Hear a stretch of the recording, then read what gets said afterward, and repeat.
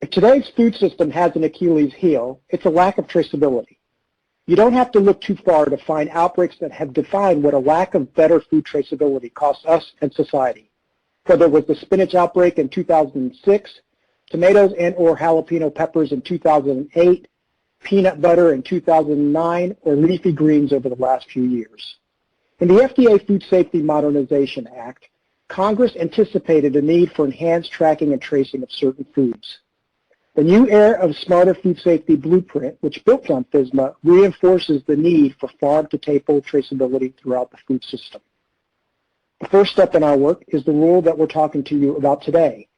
Using the framework provided by Congress, the FDA has proposed a new rule called Requirements for Additional Traceability Records for Certain Foods, what we're now calling the Food Traceability Proposed Rule. We're also releasing a draft food traceability list of foods for which additional record-keeping requirements would apply. While limited to only certain foods, this proposed rule lays the foundation for a standardized approach to traceability record-keeping, paving the way for industry to adopt, harmonize, and leverage more digital traceability systems in the future. But let me be clear on why this rule is needed. When there's an outbreak of foodborne illness, it's critical to rapidly identify where the contamination occurred. Having this information allows us to alert the public and the food industry about which food to avoid, remove contaminated food from the marketplace, and evaluate what may have caused the contamination so that actions can be taken to prevent this from happening again. All of this requires an extensive investigation, working as necessary with state, local, and international public health officials and federal partners such as the Centers for Disease Control and Prevention and the U.S. Department of Agriculture. These investigations cannot be effective without timely access to accurate information all along the food supply chain. And that is why food traceability is so essential to food safety.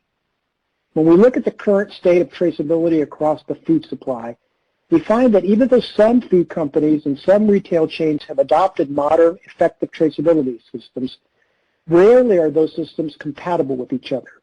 And still, many other food companies have not adopted traceability systems at all. Simply put, we lack a harmonized system of traceability from farm to table that is universally understood and utilized. This means that during an outbreak investigation, our ability to rapidly track and trace food is often impeded by insufficient data identifying a food as it moves through its supply chain. During an outbreak, this can cause millions of dollars in avoidable product loss, a loss of consumer trust, and increase in consumer illnesses and deaths. And now, I'm going to hand the presentation over to Angela Fields, who will go over the details of this proposed rule. I'm excited to work with you as we work to finalize this rule and continue our journey towards a more digital, traceable, and safer food system. Hi, my name is Angela Fields with FDA's Coordinated Outbreak Response and Evaluation Network.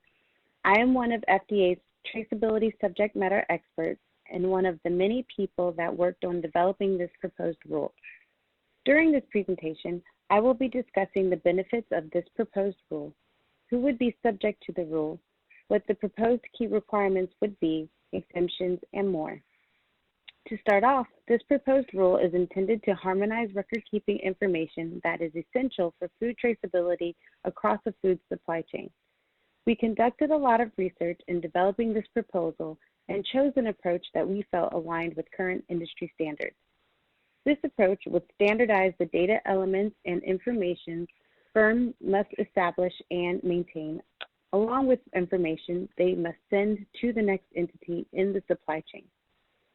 This would allow for us to better establish linkages throughout the supply chain during a foodborne illness outbreak investigation, and more quickly identify potential sources of contamination and prevent additional illness and death. The availability of these records would also help us to avoid blanket recalls, which can happen when we don't have enough information to target a specific product, firm, or growing region. For instance, in some past leafy green outbreaks, the FDA has had to call for all romaine lettuce to be removed from the marketplace when the available supply chain information could not pinpoint a specific entity that produced the lettuce. With this proposed rule, we're hoping to avoid situations like this in the future. In addition, by making it easier to identify where the contamination may have occurred, the proposed requirement would allow for more thorough root cause investigations following foodborne illness outbreaks. This would allow FDA, industry, and other public health stakeholders to identify and apply lessons learned that could help prevent similar issues in the future. Persons who manufacture, process, pack, or hold foods on the food traceability list would be subject to the proposed rule. This covers the supply chain for these foods from farms and facilities all the way to retail food establishments for both domestic and internationally produced foods that are imported into the United States. The proposal does include some exemptions and partial exemptions, which will be discussed later in this presentation. To determine which foods should be included on the food traceability list, the FDA developed a risk ranking model for food tracing. The model scores commodity hazard pairs such as sugar toxin producing E. coli 0157 in leafy greens or Listeria monocytogenes in soft cheese, according to data and information relevant to criteria described in the technical report, which is available to review on our website. Using the risk ranking model, we tentatively identify foods for which additional traceability records would be required. The list, which you see here, is being published with the food traceability proposed rule and is available for comment. It is possible that this food traceability list will be updated at the time when the final rule publishes. Once the final rule is in effect, FDA may, on occasion, determine updates to the food traceability list are needed. If FDA determines changes might be warranted, we would undertake a public process and seek public comment on any proposed changes, as described in the proposed rule. At the core of this proposal is a requirement for those who manufacture, process, pack, or hold foods on the food traceability list to establish and maintain records containing key data elements associated with different critical tracking events in the supply chain.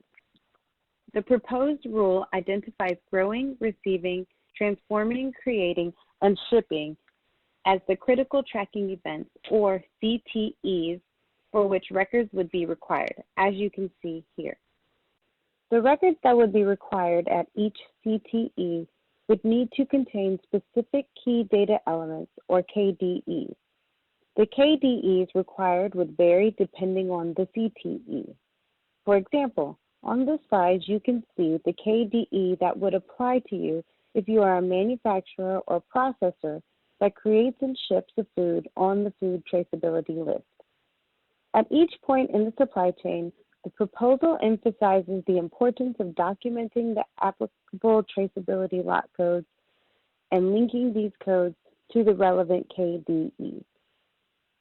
In developing the proposed CTEs and KDEs, we took into consideration the existing standards that some firms and industry groups have already adopted, and when possible, we have strived to make the proposed requirements compatible with those standards.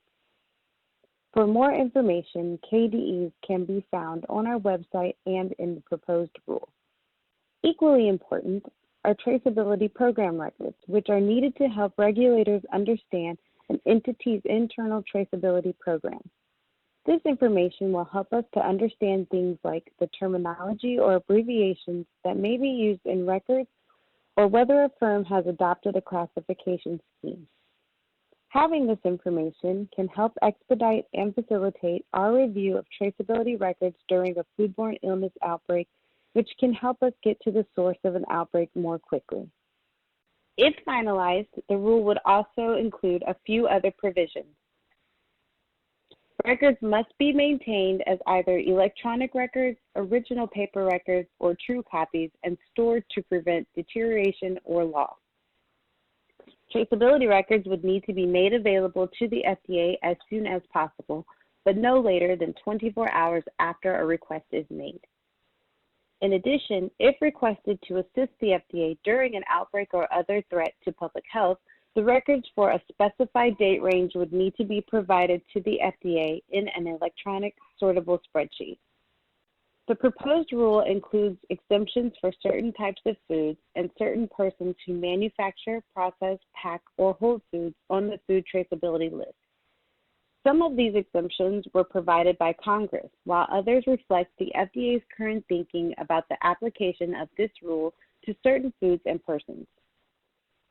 In addition, it is important to note that traceability records would not be required to be maintained after a kill step is applied to a food on the food traceability list, as long as a record documenting the kill step is maintained.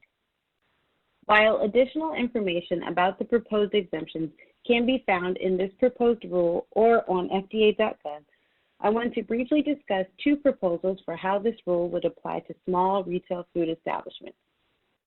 The first option would provide a full exemption to small retail food establishments. This would mean that retail food establishments that employ 10 or fewer full-time equivalent employees would be exempt from the requirements of the rule. The second option would be a partial exemption, meaning that retail food establishments that employ 10 or fewer full-time equivalent employees would be exempt from the requirement to provide FDA, under specified circumstances, with an electronic sortable spreadsheet containing certain traceability information. However, they would be required to comply with all other aspects of the rule. We are interested in hearing from stakeholders regarding these options during the comment period and public meetings. If finalized, the rule will become effective 60 days after it's published in the Federal Register. Because an effective traceability system requires all entities in a supply chain to maintain traceability records, we believe all persons subject to the rule should come into compliance on the same date. We propose that the compliance date for all persons subject to the record-keeping requirements be 2 years from the effective date of the final regulation. This concludes our presentation. Thank you for taking the time to learn about the food traceability proposed rule. Additional information can be found on FDA.gov.